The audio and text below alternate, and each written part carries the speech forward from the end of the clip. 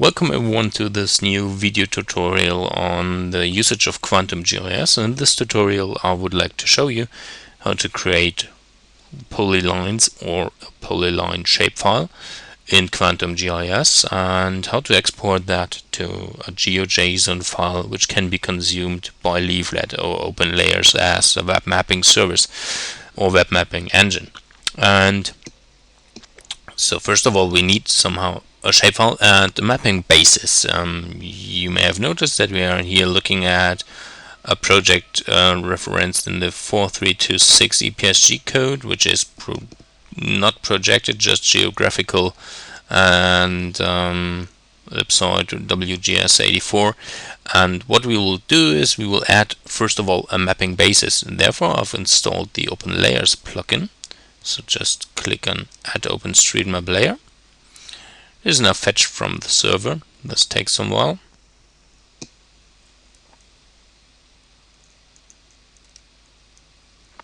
And now we can zoom in a little bit.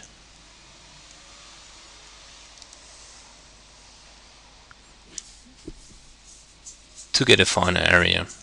And as you have seen it maybe here, the EPSG code has changed for the view to represent the EPSG code of the OpenStreetMap layer. And we are nearly finished now with the zooming. I'll just go on a little bit deeper.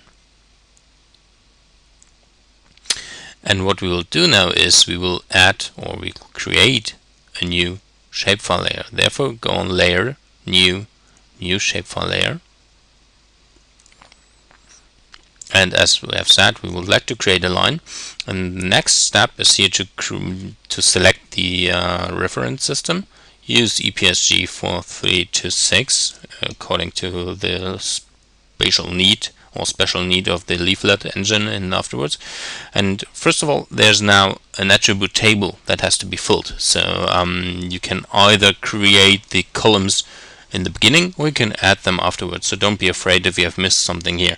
What we will do is we will add something called street, which contains some text data. I'll add that to the attribute list, and maybe somehow something like a length or something like this, and length should be listed in kilometers, so fifth should be fine.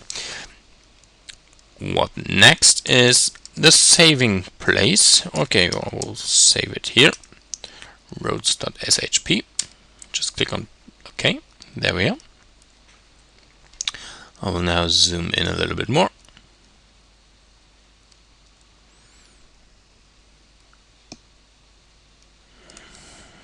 And there we are. So this is a very good mapping basis at the moment. And how to do that is just right click there and go on toggle editing, or use this button here. So right click on it, and there we are already. Now you have the possibility to add a feature, to move a feature, or to use a node tool. That means that you can somehow alter an already known feature. First of all, we would like to add a feature. Now just use a left mouse button to add a new vertex on each line there. As the line is very curvy, you may need a lot more vertices to get the geometry of the object nicely. Okay, you will end editing the line by right clicking. And now what you need to adjust, I've missed to press the add button. Okay, the street is, well, I don't know, the B96. It is stated here. We will also add an ID, which is 1. Now you can see very nicely the vertices here.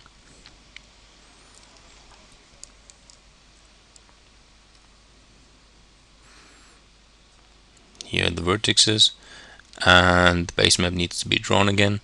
And also you can see it here in the attribute table. So we have one attribute here with the ID number 1 and the street name B96. So how to add a new vertex, which can be very important. Let's assume that we would like to, first of all, add a new feature. So click on the add feature button, and we would like to add this street here.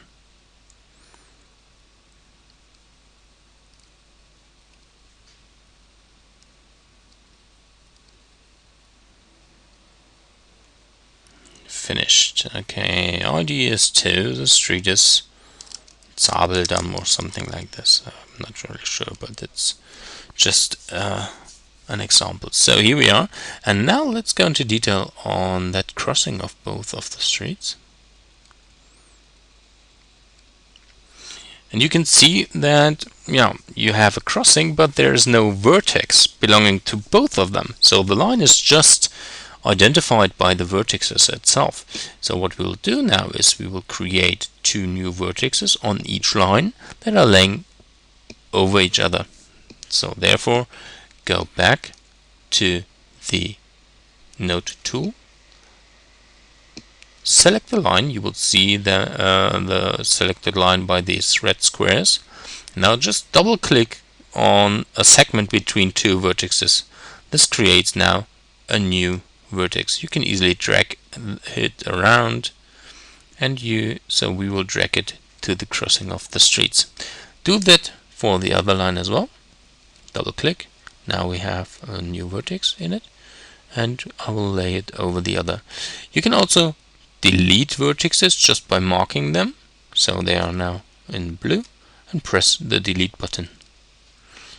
But we will leave it there. So we may be finished. Click on the Save Edit and go out of the editing mode. Now let's have a look into this crossing on detail. Go there. Looks fine. But now let's have a look here. The red crosses are not over each other anymore. That is due to that we have missed a very important step. That is the snapping. Snapping means that you can be sure that each vertex or segment is part of the other. So we will change this to pixels, and we have a tolerance of 30. That means if we are nearer than 30 pixels to the next vertex, it will be snapped on that vertex. Just press on OK, and now we will use this function one more time. Now you can see that this can be dragged around freely, but when I'm nearer than 30 pixels, it is snapped to the other pixel. Okay, and that's it. So now we can be sure that both lines are having a crossing in a topological way. Okay, now press save again, and let's go to the attribute table again. Now, as I've said, we can add a new column, of course. Just press on new column. We will name it length. No comment given, and whole number is fine. The width of the number should be 5. That's it. And now we will just add some values like 4 and 5. Okay. Now press on save and press on close. Now, how to create a GeoJSON from it? First of all, of course, close the editing function. You can also use another star to make it a little bit bigger so it's better visible for you. Okay, there it is. And now right click on roads, click on Save As, GeoJSON, choose this entry and save as roads dot, we leave it blank, just roads. Then the encoding should be system, that is fine, or you can also use UTF-8. And this reference system is WGS84, which is a layer series, and this is 4326. If you're not sure about that, you can or just export it now. Sorry for that. You can also right click on it on the roads. Oh, come on, my friend. Right click on it, go to the properties, general tab, and there you can see the actual CRS of the layer. Just press on OK. What we'll do now, we will go to the folder. There's the GeoJSON. These files here, not the GeoJSON, but the others, are part of the shapefile. So you will have in the DBF file your attributes. But let's have a look here in the GeoJSON file. This is the list of features. We have two features here. One ID is 1, 0. That is not the ID given by us. That is stated in the properties. So in the attribute table, we have a column called street, a value for street, column called length, and a value for length, and the geometry given by the vertices. So how to make this consumable for leaflet? Just add var something like roads equals, then square brackets, some more square brackets in the end, and a semicolon, and save it as roads.js.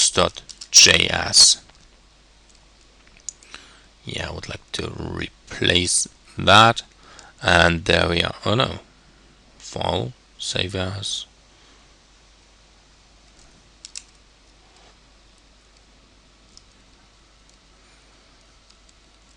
No, come on.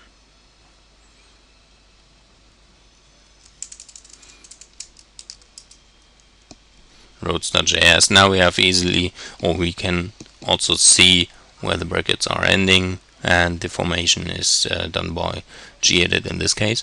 So this is very nicely, and you can easily embed that as a script from Leaflet. So thank you very much for watching. Take care and goodbye.